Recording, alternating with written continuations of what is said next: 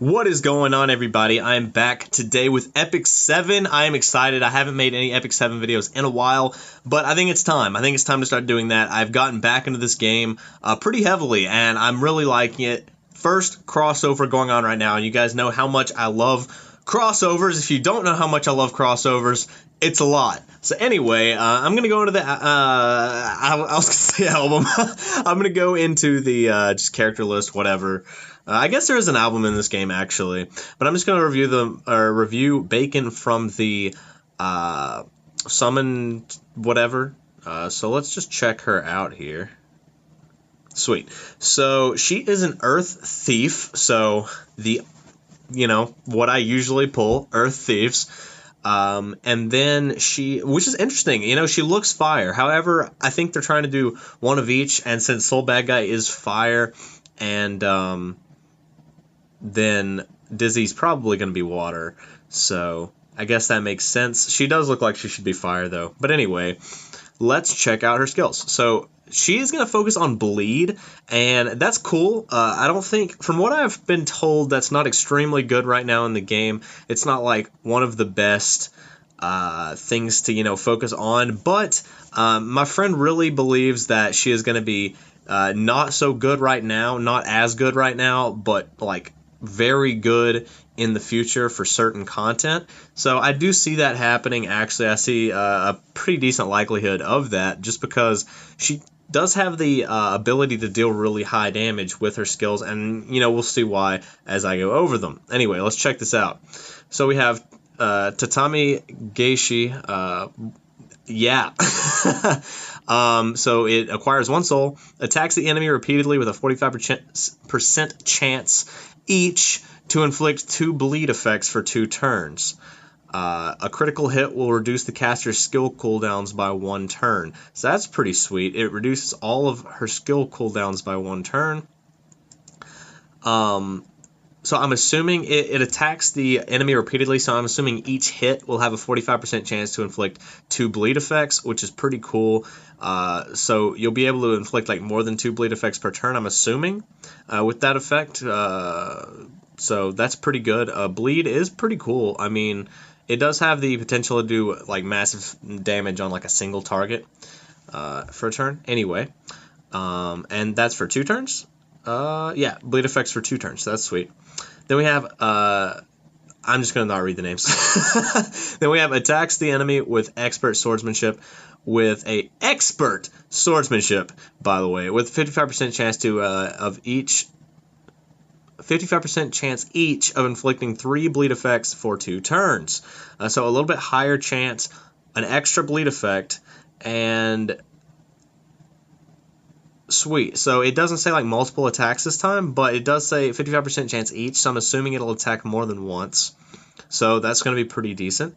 And I believe it will max out at 75% chance to inflict that, which is pretty decent. So it's going to get a little bit more damage in there for sure. And then this one will max out at, 65, I guess? So that's not bad either, to be honest. So her skill 3 acquires 2 souls. Skill 2 acquires 1 soul, and it's a 4-turn cooldown. So skill 1 will be able to reset that cooldown if it crits. So, just assume that there's a pretty decent chance of this being a 3-turn cooldown, or maybe even a 2-turn. And this might be, a 5 or 6 turn cooldown, maybe 4, who knows, for the skill 3. So anyway, skill 3 delivers a deadly blow, detonating any bleed effects inflicted on the enemy at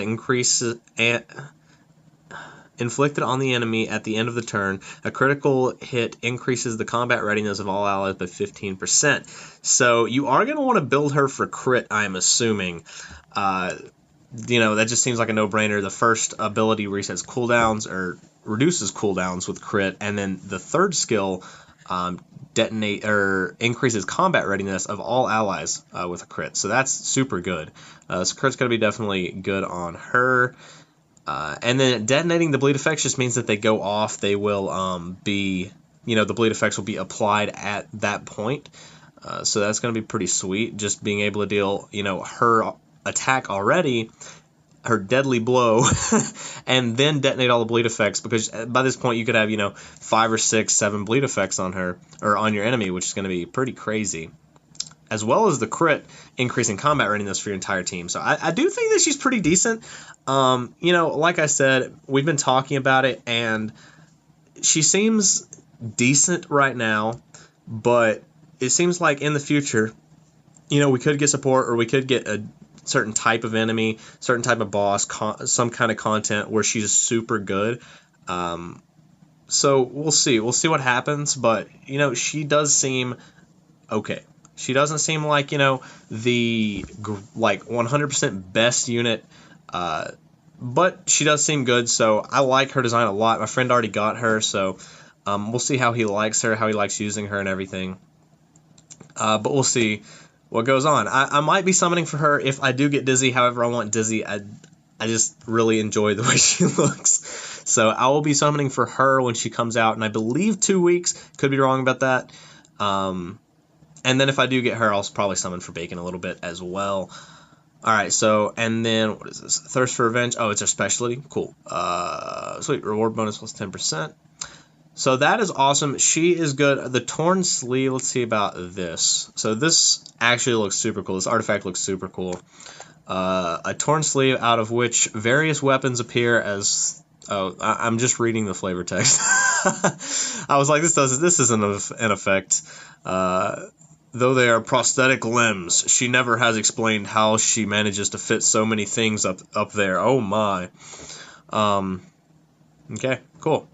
50% chance to inflict bleed for 2 turns after a single attack. That's actually pretty freaking good. I'll probably be trying to max this, or I'll probably be trying to get one of these, not max it. I'll probably be trying to get one of these. It's a Thief exclusive, and on her especially, it's going to be super good, because with her attack 1, she'll be able to inflict 2 bleed effects plus 2 more bleed effects, attack 2, 3 bleed effects plus 2 more bleed effects, then skill 3 will detonate all of them. And so, you know, this is definitely going to be good for her. All right, so sweet. She looks cool. Like, I like the whole bleed concept. Haste has the bleed stuff as well, and he's also, or his banner just left, I guess, but he's pretty good as well. Anyway, let's check out Soul Bad Guy. I'm trying to decide where would be the best place to find him. I'm assuming just the side story. Alright, yeah, let's check him out. Anyway, so Soul is super good for a free unit, especially. As soon as I saw him, like, I've never played Guilty Gear. I've never really gotten into it. It seems cool, though. As soon as I saw his character, though, because I hadn't seen it before, I knew he was going to be the free unit, just because his belt says free. And, like, if I was putting him in this game, there was a 100% chance that I would have made him the free unit, just because his belt literally says free on it. It's just amazing. It makes me so happy. But anyway, he is a fire warrior. That's cool. Let's check out his skill 1. He looks awesome, by the way. Let's just go ahead and throw that out there again. He looks amazing. I love how his hand like is sparking. It's super cool. Anyway, skill 1. Attacks an enemy with pillars of fire. Damage dealt increases if the enemy isn't buffed. Gains fighting spirit when a critical hit is made. So fighting spirit is just going to be like another player counter, I'm assuming. Like a skill counter kind of thing. So attacks an enemy with pillars of fire. Damage dealt increases if the enemy isn't buffed. So the faster he is, the better probably. Because you are going to do more damage when the enemy is not buffed. And then he gains some fighting spirit. He acquires 1 soul. Okay, so anyway. Volcanic Viper. See, I can read these. Counterattacks and silences for 2 turns when an enemy uses a non-attack skill or when the caster is attacked by an enemy or boss monster. Damage dealt increases proportional to the enemy's max health. Can only be activated once every 2 turns. Roman Cancel. If Fighting Spirit is 100 at the end of the ally's turn, the caster consumes all Fighting Spirit before extending the duration of a buff and being granted an extra turn. So that's a lot of text, but the gist is he counterattacks and silences for 2 turns. So silences, if you guys do not know, is like the Danmachi equivalent of sealing. You cannot use any skills that require a cooldown, that have a cooldown. So you can use like your skill 1 pretty much. And I'm assuming you can also use passives. However, they're passives, so pretty much just your skill 1. And that's going to be super good. Silencing is super good. And the thing about this is it activates when an enemy uses a non-attack skill, which is healers. Like, there are some buffs that are non-attack, which is cool as well, but healers. So just imagine, your opponent heals, you attack, silence the healer for 2 turns. They cannot use, let's say it's Angelica, she uses her first heal ability. You counter, you seal her, and then the next turn, or you silence her, and then the next turn she can't use her other heal effect, which is going to be super good because that's super annoying in arena and everything like that. Also, when he is attacked by an elite or boss monster, I'm not sure what like PvP, how this will deal with PvP. I'm not knowledgeable enough to know whether elite or boss, like how that will carry over to PvP, but I'm assuming that they are not elite or boss monsters because they're actually like characters. We'll see. I'm assuming that's just going to be for PvE though. And then damage dealt increases proportionally to the enemy's max health. So yeah, the bigger the boss monster, the more damage it's going to do. And then, so it would be awesome if you could activate every turn. Like, that would be insanity. However, this is a super good skill. So I guess the 2-turn cooldown is, or the 2-turn clause is necessary, because he'd be actually pretty broken if it wasn't. Anyway, when fighting spirit is at 100, at the end of the ally's turn, the caster consumes all fighting spirit before extending the duration of a buff and being granted an extra turn. So he's just going to keep his buff and then grab an extra turn, which is insane. And that will help reset this because it's only once every 2 turns. So if you take another turn, 2 turns. So that's going to be super useful. And I don't know, his skill set just looks super good. So anyway, let's check out the last skill, Tyrant Rave version beta. So it's an interesting name.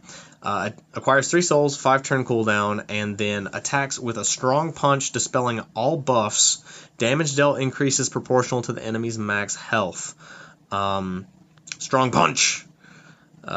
Dispels all buffs, so that's going to be super good. Paired with the first effect, you just dispel all buffs, so they won't be buffed, so that when you use your first skill, they aren't buffed and you do more damage. So easy as that. However, regardless of that, dispelling buffs is going to be pretty good.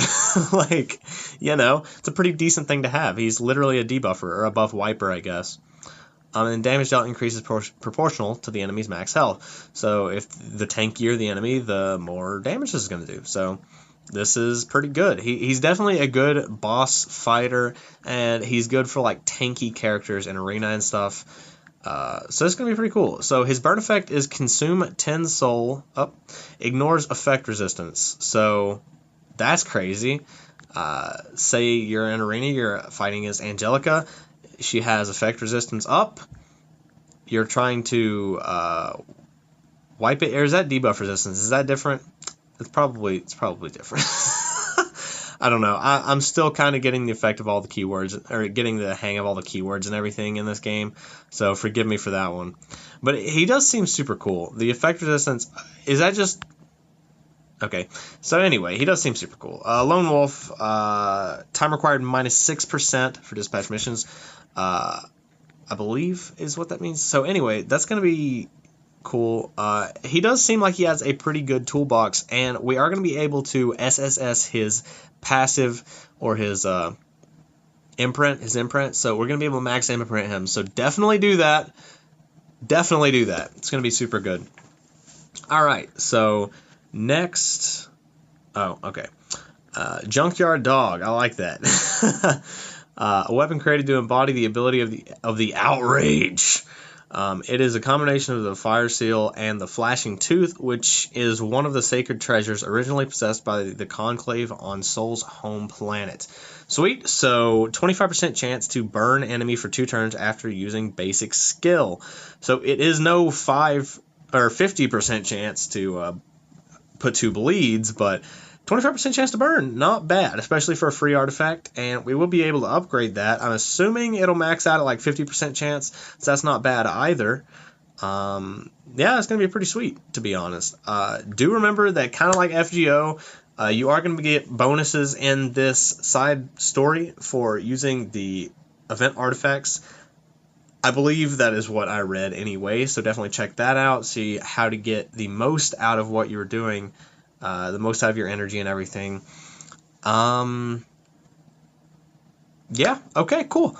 I'll check out the exchange shop real quick, and that's pretty much it. The exchange shop is super cool though, because it has double of everything. It has double bookmarks, it has double just everything that's normally in the exchange shop. 2 Phantasmas, 2 Molagora seeds, just shiny enchantment looks super cool. But anyway, alright guys, my phone definitely just ran out of storage space and shut off. But anyway, that's pretty much it. I just wanted to go over all of the event gotcha items, everything. So if you guys have any questions about this event, I have not started yet. However, I am going to within the next couple of days. It's finals week, so I didn't get to dive right in, and the server issues and everything. So there's been a few problems. But anyway, if you guys do have any questions, do want to, talk about theory or anything, definitely hit me up, and I would love to chat at any point.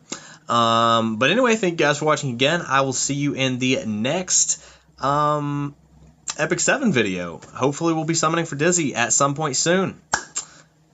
See you next time. Peace.